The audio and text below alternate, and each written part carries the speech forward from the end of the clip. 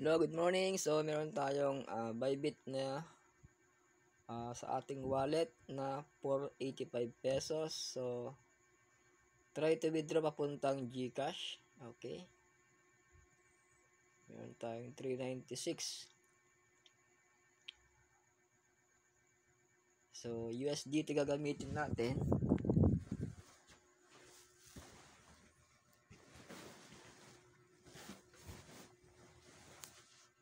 Click mo yung withdraw.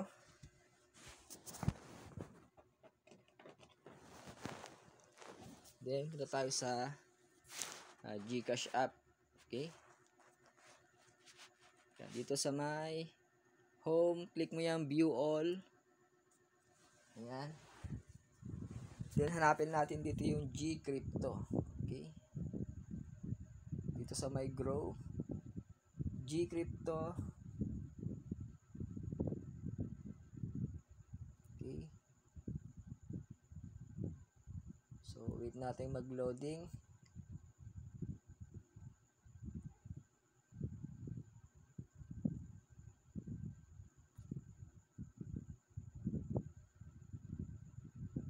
Ito, good morning KI. So, ito yung ating app sa GCash. So, maraming nagtatanong, so paano ba mag-withdraw mula sa ating exchange wallet tulad ng Binance or Bybit. So, from Bybit, pwede tayo mag-withdraw ng USDT dito sa GCash. Okay. So, dito sa GCash, open lang natin yung ito sa home, sa view all. Yan. So, hanapin natin dito yung G-Crypto. So, dito sa grow, yan, click mo yung G-Crypto.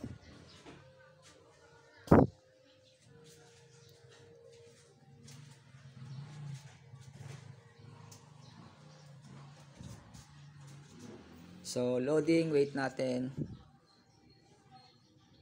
So, sa mga may mga GCash dito. So, ito yung mga tutorial natin.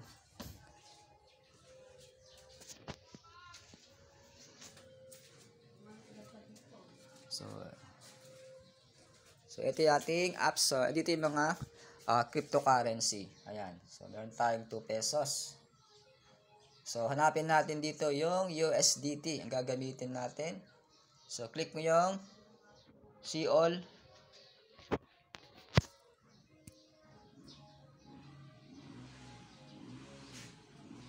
So, USDT, TRX ang piliin natin.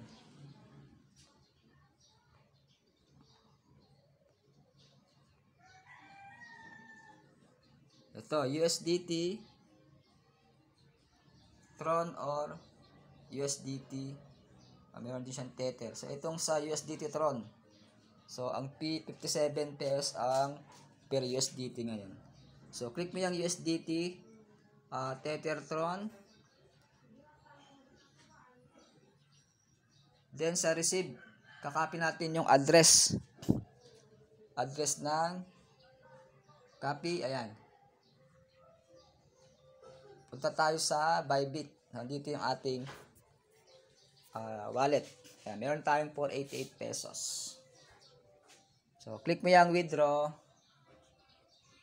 Then, select USDT. USDT. Ayan.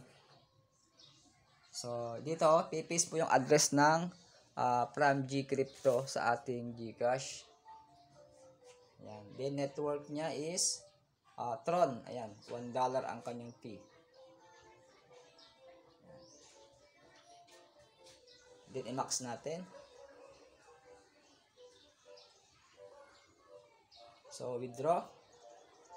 So, 5.69 USDT.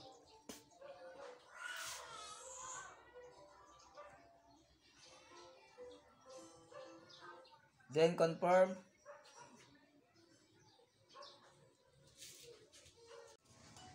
So, yun. Nag-success ng ating withdrawal. Okay, waiting natin sa GCash. So, check natin kung pumasok na ating withdrawal mula sa ating Bybit. Ayan po. So, refresh natin.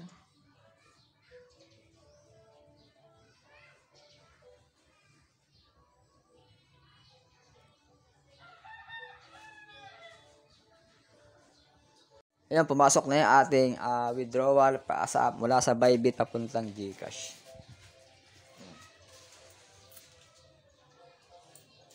321 pesos. Okay?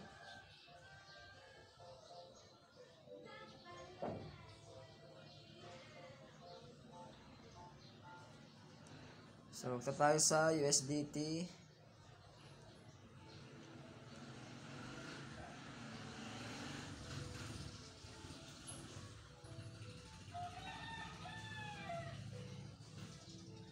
Ayan, pumasok na yung 5.7 USDT. So, gagawin natin, sesel natin yan papuntang cash natin, GCash.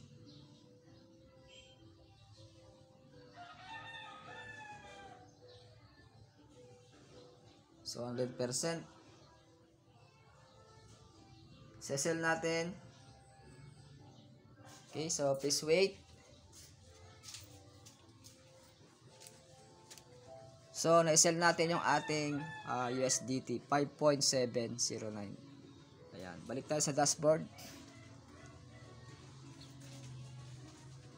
Ayun, nasa ating peso wallet balance na. So, gagawin natin, i-withdraw natin papuntang GCash. Okay?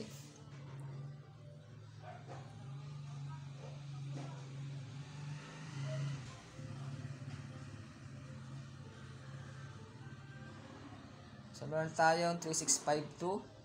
Balik tayo sa Gcrypto.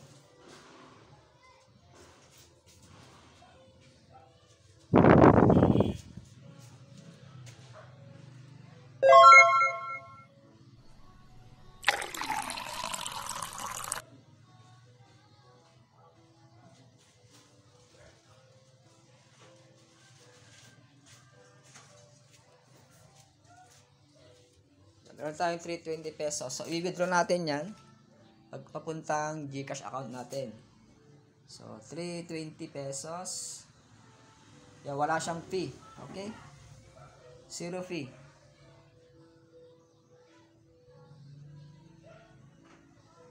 Click continue.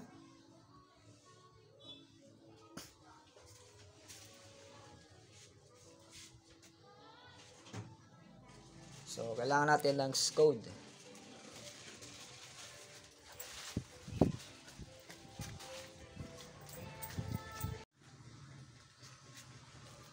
Submit.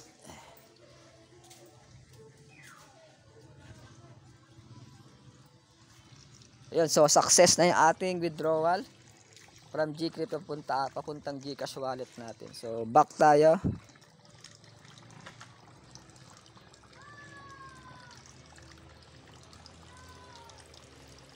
Ayun, so kaya na 3670 yan. So 3972. Oh, ayan na, yung Gcrypto withdraw plus 320 pesos. So nagdagdag sa ating GCash. Okay?